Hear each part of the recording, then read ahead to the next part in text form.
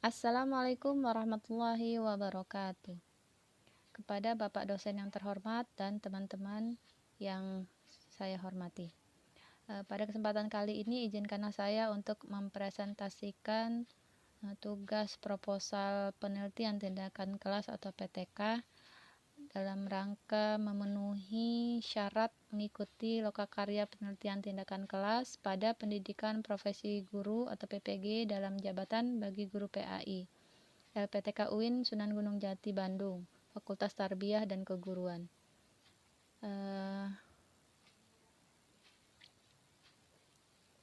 Pada kesempatan kali ini, proposal penelitian tindakan kelas atau PTK saya beri judul Upaya Meningkatkan Kebiasaan Sholat 5 Waktu Berjamaah melalui pemberian motivasi multi aspek pada siswa kelas 6A SDIT Darul Quran tahun ajaran 2020-2021. Peneliti sendiri, nama Septiningsi SPDI, Guru Pendidikan Agama Islam SDIT Darul Quran, Gunung Sindur Bogor, peserta pendidikan profesi guru atau PPG, Daljab, UIN Sunan Gunung Jati, tahun 2021. Latar belakang. PTK ini dilatar belakangi oleh pernyataan bahwa ibadah merupakan realisasi dari keimanan seseorang dan sebagai bukti bahwa imannya benar. Salah satu bentuk ibadah yang utama adalah sholat fardu 5 waktu yang diperintahkan oleh Allah kepada umat Islam. Hendaknya sholat fardu ini dijadikan identitas dan kebiasaan seseorang yang mengaku muslim. Sholat sendiri dicanangkan oleh Allah untuk membentuk kepribadian seorang muslim yang tangguh. Dalam sholat, Allah mengajarkan hidup disiplin, hidup sabar, bermasyarakat, mengajarkan hidup sehat, hidup bersih, lahir dan batin, menahan dan pengendalian diri, berkomunikasi dengan Khaliknya. Nah, sholat 5 waktu sendiri sangat dianjurkan Rasulullah SAW dilaksanakan dengan cara berjamaah. Namun, kenyataan yang kita dapati di masyarakat, sholat secara berjamaah masih sangat minim dilakukan di kalangan umat Islam, termasuk di kalangan remaja atau usia SD atau MMI. Sholat 5 waktu berjamaah menurut survei awal hanya dilakukan tidak lebih dari 20% saja. Kenyataan di atas menunjukkan kepada kita bahwa pengamalan sholat 5 waktu secara berjamaah masih perlu mendapat perhatian untuk ditingkatkan agar terbentuk pribadi-pribadi yang beriman dan bertakwa kepada Allah Subhanahu wa taala secara mantap. Kurangnya kesadaran dan pemahaman terhadap betapa besarnya keutamaan melaksanakan sholat berjamaah merupakan penyebab kenapa sholat berjamaah sering ditinggalkan. Mengingat masih banyaknya umat Islam yang belum terbiasa melaksanakan sholat berjamaah. Maka dipandang perlu untuk memberikan motivasi multi aspek agar tumbuh kesadaran dan semangat untuk melaksanakan sholat fardu 5 waktu dengan berjamaah. Selanjutnya rumusan masalah. Berdasarkan latar belakang yang telah dipaparkan, maka perumusan masalah dalam proposal penelitian tindakan kelas ini adalah apakah pemberian motivasi multi aspek dapat meningkatkan kebiasaan sholat 5 waktu berjamaah siswa kelas 6A SDIT Darul Quran tahun 2020-2021. Tujuan penelitian ini adalah untuk mengetahui apakah peningkatan kebiasaan sholat 5 waktu berjamaah siswa kelas 6A SDIT Darul Quran dapat dilakukan melalui pemberian motivasi multi aspek. Manfaat penelitian. Bagi siswa dapat meningkatkan kualitas ibadah sholat 5 waktu dengan berjamaah. Bagi guru memperoleh pengalaman menerapkan berbagai metode dan teknik dalam rangka membentuk keberhasilan pembelajaran. Bagi sekolah meningkatkan kualitas hasil pendidikan. Dan bagi peneliti sendiri menambah wawasan baru dalam pemberian motivasi multi aspek dalam meningkatkan kebiasaan sholat 5 waktu berjamaah di masa mendatang. Selanjutnya, kita beralih kepada landasan teori. Kajian sholat 5 waktu berjamaah, pengertian sholat di sini disebutkan bahwa sholat itu adalah doa. Kemudian menurut istilah, ibadah atau perbuatan yang diajarkan oleh syara yang diawali dengan takbiratul ihram dan diakhiri dengan salam.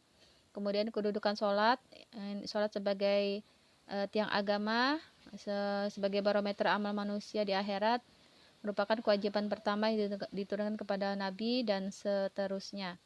Sholat berjamaah, kenapa Rasulullah SAW menekankan untuk dilaksanakan dengan berjamaah sholat fardu 5 waktu itu? Karena begitu besar ya keutamaannya atau derajatnya, derajat atau pahala yang diberikan itu lebih tinggi sebesar 27 kali dibanding dengan sholat sendiri atau munfarid. Pembahasan tentang motivasi multi aspek. Di sini dijelaskan motivasi itu banyak pengertiannya ya. Salah satunya motivasi merupakan dorongan, alasan atau kehendak, kemauan, suatu daya penggerak dalam diri seseorang yang mendorongnya untuk melakukan tindakan tertentu dan memberikan arah dalam mencapai tujuan, baik dorongan atau rangsangan dari dalam maupun dari luar diri sendiri. Dari dalam biasanya kita terkenal dengan istilah internal, motivasi internal, dan dari luar biasanya kita kenal dengan motivasi eksternal. Nah, di sini disebutkan motivasi internal itu kekuatan ini mempengaruhi pribadi dengan menentukan berbagai pandangan yang menurut pikiran untuk memimpin tingkah laku dalam situasi yang khusus. Jadi ini dari dalam diri seseorang. Kemudian kalau eksternal itu biasanya dari luar seperti pekerjaan ya, liputi pekerjaan, misalnya gaji atau upah. Jadi dengan adanya gaji atau upah itu dia bisa termotivasi, penghargaan, pengembangan dan tanggung jawab dan sebagainya.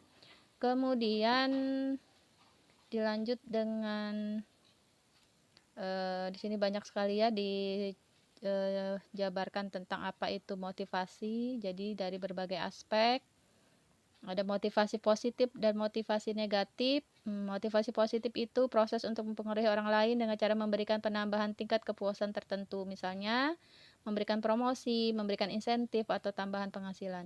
Kalau motivasi negatif itu mempengaruhi orang lain dengan cara menakut-nakuti atau mendorong seseorang untuk melakukan sesuatu secara paksa.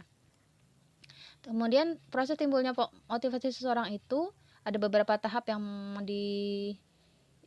dilakukan.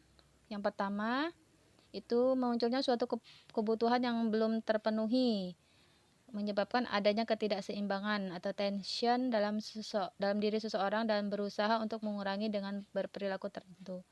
Ada kemudian seorang mencari-cari cara untuk memuaskan keinginan tersebut. Seseorang mengarahkan perilakunya ke arah pencapaian tujuan, penilaian prestasi, kemudian imbalan, dan akhirnya seseorang menilai sejauh mana perilaku dan imbalan yang telah memuaskan kebutuhannya. Nah, kita menitik beratkan pada motivasi multi aspek. Apa sih motivasi multi aspek itu? Ya, motivasi multi aspek terdiri dari motivasi sebuah unsur yang mendorong seseorang untuk mengerjakan sesuatu. Multi aspek sendiri artinya beragam bentuk. Jadi multi aspek yang kami maksud di sini antara lain motivasi melalui kajian sholat. Jadi anak-anak dirangsang dengan kajian sholat. Sholat itu apa? Melalui kajian dari diri siswa atau internal ya, melalui kajian nikmat ketika kita melakukan sholat, kemudian melalui pemberian reward, kerangka berpikir. Kemudian di sini disebutkan guru belum memberikan motivasi.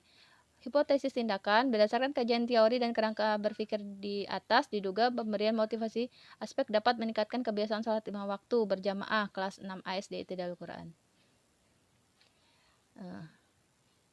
Lanjut kita ke metodologi penelitian.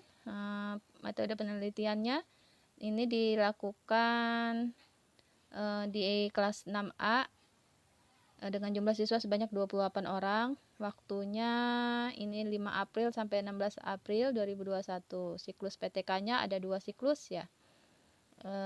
Subjek penelitiannya kelas 6A. Sumber datanya dari siswa, dari guru dan teman sejawat dan kolaborator. Lanjut teknik dan pengumpulan data, observasi, tes, dan alat pengumpulan data berupa observasi menggunakan lembar observasi dan tes atau angket menggunakan butir-butir soal. Analisis datanya, data yang terkumpul pada setiap kegiatan observasi dianalisis secara deskriptif agar dapat melihat kecenderungan yang terjadi dalam kegiatan pembelajaran. Demikian juga pengumpulan jawaban angket atau tes dianalisis dengan menggunakan prosentase untuk melihat kebiasaan sholat 5 waktu berjamaah. Prosedur penelitiannya yang pertama dari siklus 1, perencanaan planning, pelaksanaan acting, kemudian pengamatan, observasi, dan refleksi, reflecting. Siklus keduanya perencanaan, planning, pelaksanaan, acting, pengamatan, observasi, refleksi atau reflecting. Nah, yang terakhir adalah pada siklus pertama memotivasi siswa dengan kajian makna sholat supaya siswa lebih paham makna sholat secara keseluruhan, sehingga ia dapat menyayangi sholat dan membiasakannya. Setelah itu memberikan format isian keadaan sholatnya selama 7 hari. Setelah 7 hari itu format diisi siswa dan ditandatangani oleh orang tua, diambil kembali untuk dianalisa dan dievaluasi untuk mengetahui hasilnya. Pada siklus pertama diambil sebagai acuan, siklus kedua siapa yang berubah menjadi lebih baik atau sebaliknya menjadi pemalas. Maka pada siklus kedua ini sudah diadakan pendekatan yang intensif kepada siswa yang berubah menjadi malas, di samping untuk memotivasi dengan kajian nikmat yang diberikan kepada Allah bersifat pribadi ataupun bersifat umum. Setelah itu siswa diberi format isian untuk diisi sesuai dengan sholat yang mereka lakukan dalam 7 hari berikutnya. Dari evaluasi siklus kedua hasilnya ada peningkatan, namun ada siswa yang cenderung turun pada siklus ketiga. Beberapa pribadi yang cenderung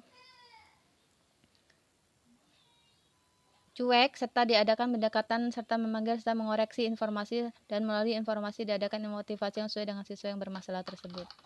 Ya, demikian penjabaran presentasi tugas proposal saya. Mohon maaf apabila banyak kesalahan dan kekurangan. Saya akhiri. Assalamualaikum warahmatullahi wabarakatuh.